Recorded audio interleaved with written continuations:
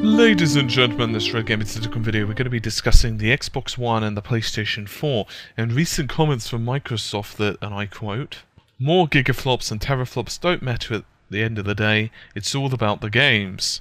So we're going to be discussing this just for a little bit now, I'll quote.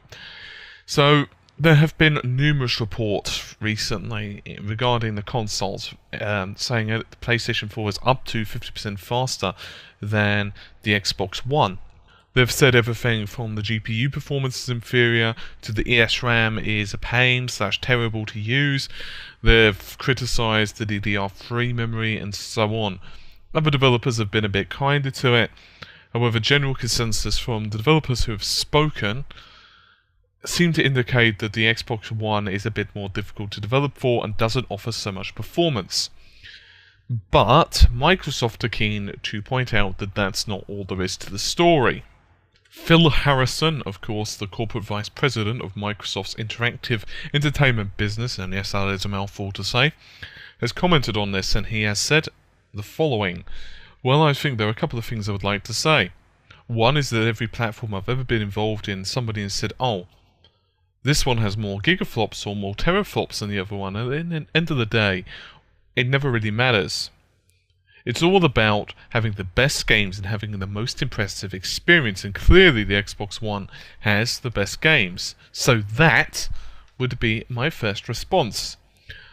The other is that at any time you ask a developer, including, by the way, our own internal studios, in the run-up to launch of a console, you're going to get a slightly nuanced answer because the operating system's not finished. The performance of the machine is not locked. And as you may be aware, we can increase the GPU and CPU capacity of the Xbox One. So I think it's impossible to draw any conclusions from that based upon pre-launch unfinished hardware and unfinished OS. My main response is going to be that it's all about having the best gaming experience and the widest possible set of content that people want to play. End quote.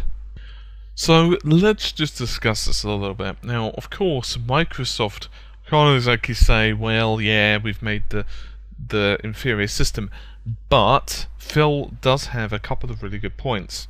There are several instances of systems which have been inferior. Let's just be honest, yeah. Let's just call a spade, as the saying goes, and just say that some systems have been technically inferior. I mean, the classic one that you can just use to anyone is the Game Boy. The Game Boy was pretty much inferior to all of the PlayStation Vita. It was inferior to the PSP. It was inferior to the Game Gear even. The Atari Lynx, it was inferior to all of them. Whether it be the screen, whether it be the processor, whether it be the memory on board, or whether it be whatever. It was inferior to one of the consoles. Guess what? Didn't matter. It kicked ass. It really did. It just beat all the competitors by a significant margin. There were, of course, numerous issues with the Genesis, or the Mega Drive if you're in Europe, regarding the SNES. That's not to say the SNES was a perfect console, but the Genesis did have some issues regarding the video processor. Then, of course, you've got the PlayStation 2 versus the Xbox, the original Xbox, and even the GameCube. The GameCube was significantly more powerful in some ways than the PlayStation 2. And may I remind you of the PlayStation 3 and the Xbox 360. Now, obviously, the gulf between the two consoles isn't really that much. I mean, sure, the Xbox 360 had a better GPU, it had a slightly inferior CPU, but generally speaking, the PS3 was a lot harder to program for. And there was a lot of, oh dear God, this system is created terribly. I mean, do you remember Valve? They said, pretty much, and this is not verbatim, but you can Google it, that Sony should pretty much scrap the PlayStation 3, pretended it didn't exist, redesign the entire thing from scratch, and just apologize to everyone, say, you know what, we made a mistake, we're just gonna remake this thing from the ground up, you know, you just have to wait and relaunch it in a couple of years' time. And that was regarding, of course, the cell processor, which Gabe Newell said that it was very hard to work with. He knew this at the time, he knew it at the start, as well as the memory system. But did it matter? Did it matter a jot, an iota? Nope, it didn't. At the end of the day, the Xbox 360, the PlayStation 3 were both very successful. Sure, in one region it may have done better than the other, but ultimately I don't really think you could say the PlayStation 3 or the Xbox 360 was a failure. And I would argue the same for all the other consoles I've mentioned. Obviously there are numerous other examples. Does that necessarily mean that the Xbox One is not going to be at a disadvantage? No. I am firmly of the belief that, and this is judging from purely what the developers have said as right now, but I'm firmly of the belief that we're probably going to be seeing a gulf between the PlayStation 4 and the Xbox One. Now, the performance gulf, I'm not sure exactly what it's going to be, and there are numerous reasons behind this. Primarily because the hardware, the operating systems, and much more isn't finished. Now, I wouldn't be surprised if we're looking at anything from between 25 to 50% difference if you're going by pure GPU specifications. Personally speaking, I think the ESRAM is going to be a bit of a nightmare for developers. I think it's going to take a long time for them to get used to it. But I do think Microsoft do have some smart people. With that said, it's still going to be a bit more difficult to use than the memory of the Xbox than the PlayStation 4. At the end of the day, though, does it really matter to you? Now, this is going to be something that you are going to have to answer yourselves. I obviously cannot give you advice on this.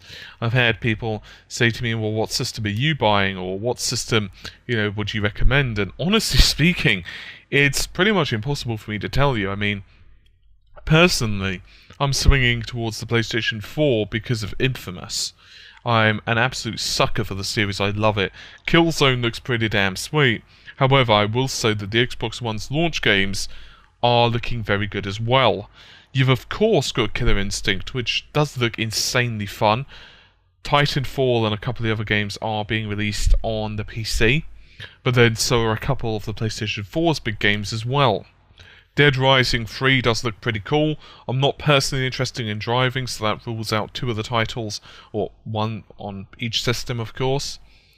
So, my point being that it's all about the games. I think that you personally have to weigh in the budgets. I think you have to work out, what system is going to be best for you. Having said all of that, the bottom line is, of course, one system is going to look better than the other. It's invariable, and I'm not saying that that's going to be the PlayStation 4, I'm not saying that's going to be the Xbox One, but most likely one system is definitely going to have the edge. From all the reports so far, the Xbox One is having trouble running Battlefield 4 at the same resolution of the PlayStation 4. So in other words, the Xbox One version currently is running at 720p, the PS4's version is running at 900p. There is some conflicting reports, so I don't want to say one way or the other, that the PlayStation 4's version does look a little bit visually better. There are some reports stating that there are better models and so on. Some theories are that if you were to be running it on a PC, both versions would be equivalent to be transferred to a PC, then the PS4 version would have a slightly higher graphical setting. I'm not confirming that, I'm not going to deny that, I don't know, because I've not played either build yet, and even if I had played either build, I wouldn't have a split screen comparison and so on, so it's still too early, especially because the games have not been launched. There are, however, consistent stories that do seem to indicate that the PlayStation 4's versions do seem a lot easier to develop for. There was, of course, the Call of Duty incident, where Call of Duty Ghosts is reported to be running at 15 frames per second when it was ported to the Xbox One, and 90 on the PS4, however that was without optimization. My gut feeling is that means developers will need to spend a lot more time developing, or at least optimizing, the Xbox One's version, but that may not necessarily mean a damn thing for you. What will definitely mean a damn thing for you is which system is better. For example, let's just assume that you're already an Xbox 360 gamer, and therefore you've already got Live, you've already got your friends on there, a lot of people are already going to be, moving on to it, whatever. then, you know, the Xbox 360, Xbox One is a logical progression for your system. On the other hand, if you're already a PlayStation gamer primarily, then obviously it doesn't really make a difference. If you're, you know, don't really care either way, then obviously it's much more down open. Obviously there's also the price difference as well.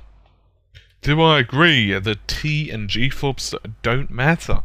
Well, kind of. I think they don't matter in terms of as long as the games are good, but I think that it will hurt for cross-platform development. In other words, even if it doesn't necessarily affect, say, the PlayStation 4 version or the PC version with, say, lower resolution graphics, just for example, let's assume that the rumours are true about the Xbox One being 50% slower, and that's an assumption just for the purposes of this. It could affect the PS4 because, you know, maybe the developers don't put so much work into the engine because, you know, they want some parity between the two.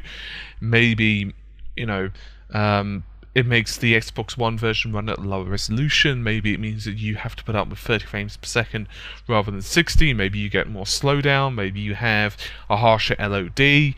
Maybe you have less draw distance, whatever the developers have to do for your particular title, for that particular title. In the end, though, you're still going to play it. So what I'd personally say to you is, what system is looking better for you in terms of, well, the game's lineup, and, you know, what system is going to offer better entertainment and value for what you want. In the end, I think it's far too early to make any kind of assumptions of whether the Xbox One or the PS4 are going to be more successful than the other. I would personally say right now, however, that the bets are on the PlayStation 4 being more popular, at least with developers. But once again, it's still very early into the race.